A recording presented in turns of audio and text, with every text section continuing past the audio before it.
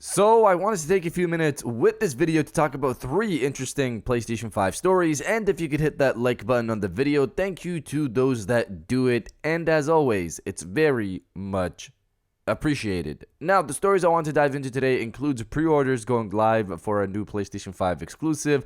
Another PlayStation 5 exclusive, Final Fantasy VII Rebirth, got a bunch of praise recently. We're going to go over that.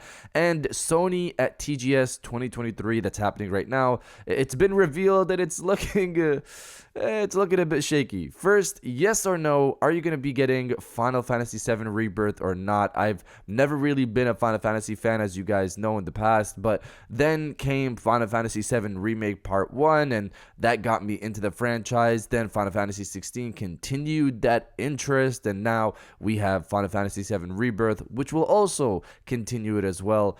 Based off what we've seen so far, Final Fantasy VII Rebirth is looking like a day one title for me, but of course, as always, that's just me. What about you? So comment below, yes or no, if you're going to be getting Final Fantasy VII Rebirth or not. Let me know down in the comments below.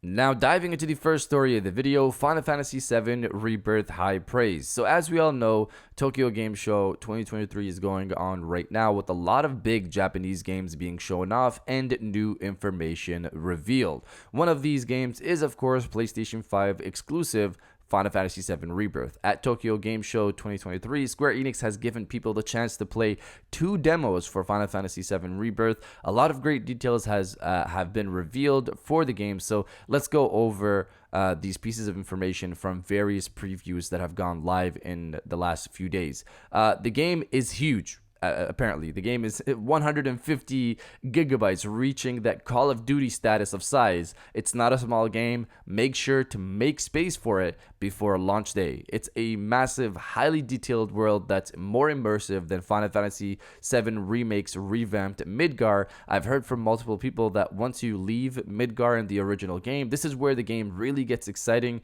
and from what we've seen from the new trailer, it definitely looks like that's what's going to happen. Again, this is my first time playing through this, and I already liked Final Fantasy VII Remake, and if you're telling me this is where it's going to get really exciting, then hey, I'm there day one. The game will run up to the Forgotten Capital. I personally don't know what that means, but obviously it means something to people who have played the entire game.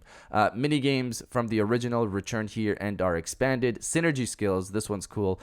Change up the gameplay. They are new flashy abilities where 2 party members team up and perform powerful attacks together. Synergy abilities will be unlocked via a skill tree that you'll progress through while leveling up in the game. You can explore larger regions with side quests and optional content. The game's world is broken up into large zones to explore, so it's not a fully open world. There's zones that you can go to, and those have big, large areas for you to explore and find, make your own adventure type of situation, find side quests, and explore the grounds. You can also customize, you can use customizable chocobos to get around. Chocobos can be summoned via R1 after capturing one. Different chocobos can be found in different regions. This one was interesting because I think people are guessing at maybe chocobo breeding happening in this game, and there's different chocobos with different abilities, so chocobos is probably going to be a really interesting part of this game, and I'm looking forward to that. Rebirth will not follow the same events as the original game. I've seen some discussion around this. Obviously there's going to be some deviation from the original game, but from my understanding also, it's from what I'm hearing from different people, it's going to keep the core of what Final Fantasy VII Rebirth is. Final Fantasy VII in general is. No progress transfer from Remake to Rebirth. I've seen some people upset about this, but most understand. This is meant to be its own standalone game and not just an extension of Final Fantasy VII Remake. It's its own thing with this one. Players who played Remake will receive an unknown summon materia at the start of Rebirth. So if you did finish Remake, you do get something for Rebirth when you start the game. So a lot of great details here, a lot of high praise from what I've seen from previews, various previews. The game seems to be just a much grander adventure from Final Fantasy VII Remake, and I'm excited for launch day, which is February 29th, 2024. Planet runs out of energy. It and everything on it dies.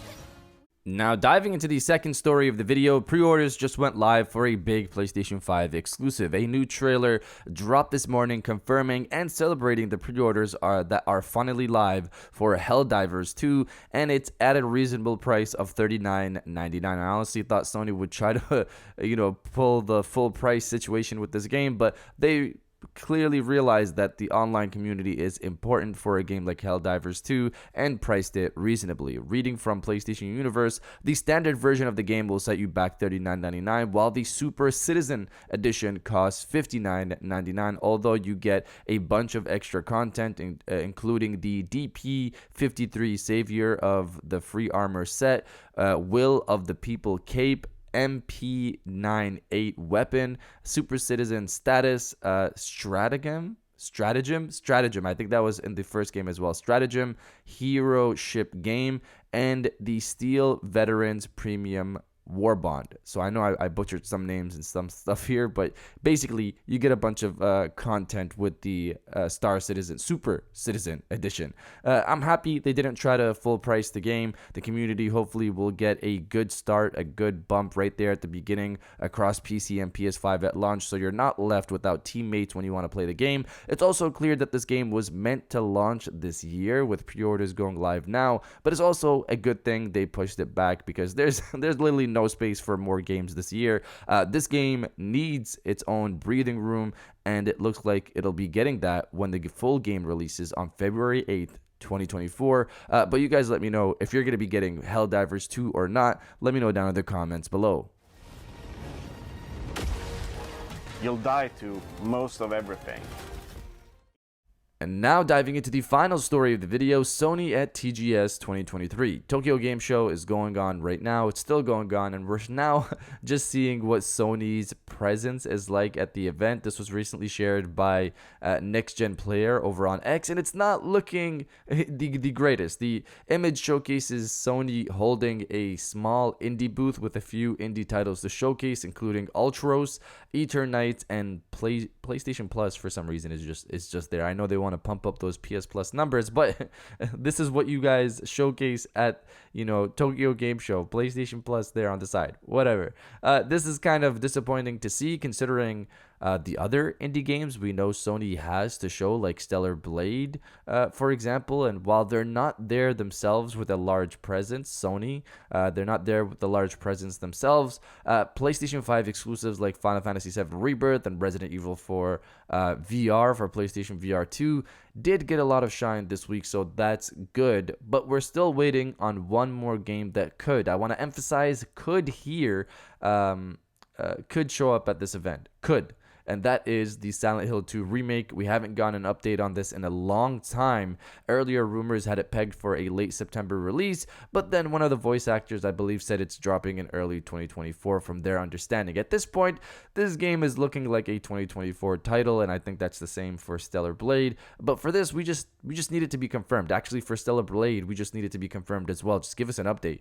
Recently, we saw that the Silent Hill 2 remake page on Steam had the Tokyo Game Show 2023 banner on there. If you click on it and go to the coming soon section, you will also see Silent Hill 2 there on that list as well. It doesn't need to be there, but it is. Let's hope we hear more information on this game before the weekend is out, because again, TGS 2023 ends this Sunday, so hopefully we hear anything at all. Hey, this game's coming out 2024. Just confirm that, or just something for the game. It's been so long. But you guys let me know if you're excited for a Silent Hill 2 remake or not. Let me know down in the comments below. And if you guys did enjoy this video, please hit that like button, as it always helps. So subscribe if you're new. I got new videos every Monday, Wednesday, and Friday. And now I'll check you guys out on the next one. And welcome back to the after show. This is the part of the video where we have a little fun down in the comments below. If you're old, welcome back. If you're new, welcome. For today's thing, what I want you guys to do is to body, obliterate, destroy, and overall harass the comment section with Bring On the Reveal. We're just going to put that energy out there. We might be shut down, but hopefully we do get something for Silent Hill 2 remake. Again, just putting that energy out there. If you want to put that energy out there with me, destroy the comment section with Bring On the Reveal, and I'll definitely heart those comments like I always do, because I appreciate everybody who stays to the end of my videos. And now I'll check you guys out on the next one.